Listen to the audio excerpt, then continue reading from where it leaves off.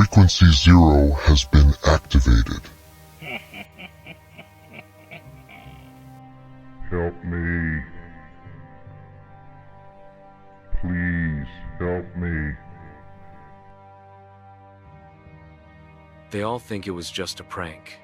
Some guy in a rubber mask who hijacked Chicago TV for a few minutes in 1987. A weird blip in broadcasting history. They're wrong. My name is Jesse Cole. I reconstruct lost audio and video digital archaeology, essentially. I lost my hearing when I was 9, spinal meningitis.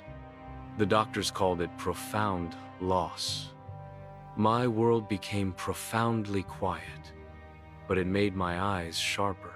I learned to read lips, facial micro-expressions, the subtle tells of body language. Later, this led me to AV forensics. I could see patterns in visual noise others missed. And that's how I found the truth about Max Headroom. My father worked as a broadcast engineer at the Sears Tower Transmission Center in the 80s. The night of the intrusion, November 22, 1987, changed him. He came home with this hollow look, hands trembling so badly he couldn't unlock our front door. Mom had to do it for him. Just a long day, he told her, but I saw the lie in his eyes. After that night, he developed odd habits. He'd sit in his basement workshop with the TV on, volume muted, staring at static between channels. Not randomly specific frequencies at specific times. He'd tap his fingers in an identical rhythm. Tap, tap, tap, tap. For years. I found him once at 3 a.m., his face bathed in that flickering light. The basement was freezing, literally cold enough to see my breath, though it was summer and we had no air conditioning down there. Dad didn't notice me. He was transfixed, whispering something at the screen that looked like, "Come back." When I touched his shoulder, he screamed. Dad died of a heart attack in 2016. Left behind dozens of unlabeled VHS tapes, technical journals, and spiral notebooks filled with timestamps, frequency numbers, and bizarre fractured observations. 0.24 seconds anomaly at 11:40. 2:16. Oscillating pattern, not random. Voice, still present beneath carrier wave. Voice, still there. Cold spot intensity correlates with signal strength. They're watching through it. The static watches. It took me 3 years to digitize everything. I wasn't even sure what I was looking for until I found it. Dad's high-gain recordings from the night of the Max Headroom incident, not just the broadcast everyone's seen, but the dead air around it, the signal noise, the carrier frequencies. I set up a workstation in my apartment. 3 monitors, specialized filtering software I'd developed for my forensic work, and the original analog equipment Dad had secretly taken from the station decades ago. 4 days without real sleep. The metal taste of too much coffee. My apartment windows sweating condensation despite the air conditioning running full blast. Outside, Chicago was experiencing its hottest September on record. That's when I saw it ghost frames beneath the mask. A second face. Not superimposed over Max Headroom, but somehow behind the signal, like a watermark visible only at certain angles. I isolated the frames, enhanced them, applied neural network reconstruction. A man, mouth moving, forming words. Help, trapped, frequency, 0, 0. Something electric shot up my spine, a physical sensation I hadn't felt since childhood, like touching a live wire. My monitors flickered for 3 seconds, then stabilized. What the hell was frequency 0? I have contacts in various archives, university libraries, broadcast engineering groups. None had heard of frequency 0. So I went deeper IRC channels about signals intelligence, forums focused on declassified Cold War programs, message boards where retired engineers from 3-letter agencies gathered. That's where Nova found me. Their first message arrived after I posted in an obscure thread about HARP and similar technologies. Nova. Frequency 0 isn't something you want to find, Cole. Some doors should stay closed. I hadn't mentioned my last name. Who are you? Nova. Someone who was there, Who knows what your father helped create? My father was just an engineer. Your father was part of Project Black Deal. So was I. Until things went wrong.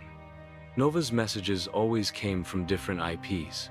Their avatar, when they used one, was a glitching mask that resembled a stylized sun, flickering like damaged VHS. Their voice in the 2 calls we managed was digitally altered but oddly melodic, with a flatness that felt deliberately engineered to create unease. Nova. The Max Headroom prank was cover for a field test. The real transmission happened in the microbursts between frames, a psychoacoustic pattern designed to bypass conscious processing, direct brainstem stimulation. What was it supposed to do? Influence without awareness. Emotional priming. Initially, make 100,000 Chicagoans feel uneasy without knowing why. Later versions could potentially implant simple commands. Me. That's science fiction. The reply took almost an hour. Nova. In 1987, we had cracked the code. Frequencies that resonated with human neural patterns.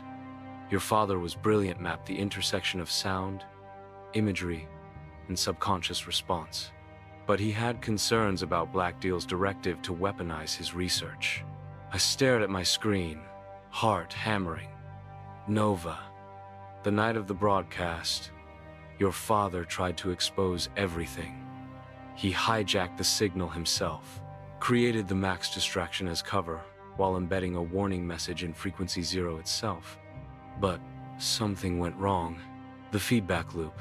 It wasn't supposed to be possible. He got caught in it. Me? What does that even mean? He came home that night. He lived another 30 years. Nova. Did he, though? The man who came home. Was he still completely your father?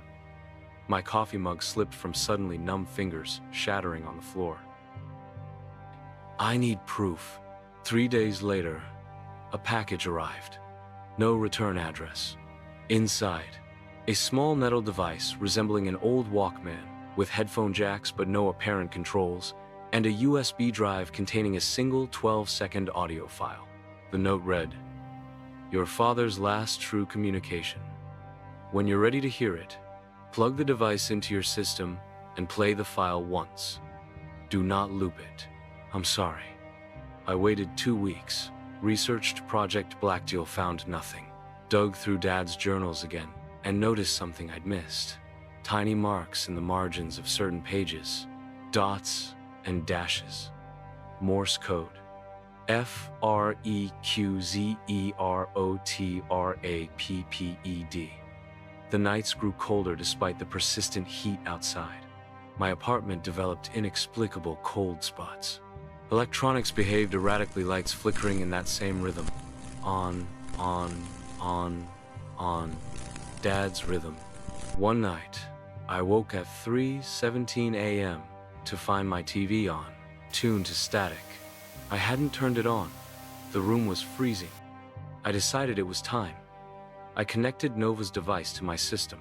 It interfaced seamlessly, as if designed specifically for my equipment. The audio file was labeled simply fz_source.wav. I reached for my headphones, then hesitated. What if this was some elaborate trap? What if Nova was manipulating me? But I needed to know. For Dad. The waveform on my screen looked wrong, somehow densely. Packed information that shouldn't fit in such a small file. I pressed play. At first, nothing. Then, a low hum that seemed to vibrate my teeth despite coming through headphones. A whine that made my vision blur slightly. And then a voice, distorted but unmistakable, activated the pulse. Signal integrity compromised. God, they're Activa. My father's voice. The timestamp.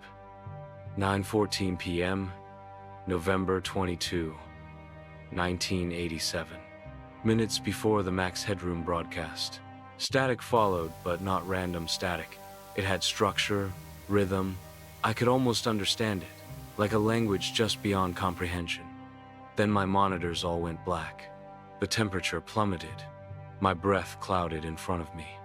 The screens flickered back to life, all showing the same image. Static. But within it, a face was forming. Not Max Headroom. My father as he looked in 1987, eyes wide with terror. His lips moved clearly. "Jesse, I'm still here. In the frequency. They're using me as the template. Don't let them." The image dissolved, but the cold remained. Now I understand what happened that night. Black Deal had discovered something, a frequency that didn't just affect the mind, but somehow interfaced with consciousness itself. Dad tried to warn everyone, tried to expose the program, but the technology was more advanced than even he realized. Part of him, his consciousness, his pattern got trapped in the signal itself, became the template for all future broadcasts. The face in the static that's been watching us for decades. The man who came home that night was my father's body, but something essential was missing.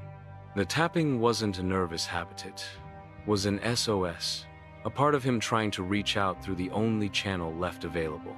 In the weeks since connecting to Frequency Zero, I've experienced strange phenomena. Electronics malfunction around me. I hear whispers in white noise. Sometimes I see lips moving in static, forming words meant only for me, warning me. They're coming for me now. I can feel them. Black Deal, or whatever they call themselves these days. The temperature drops every night.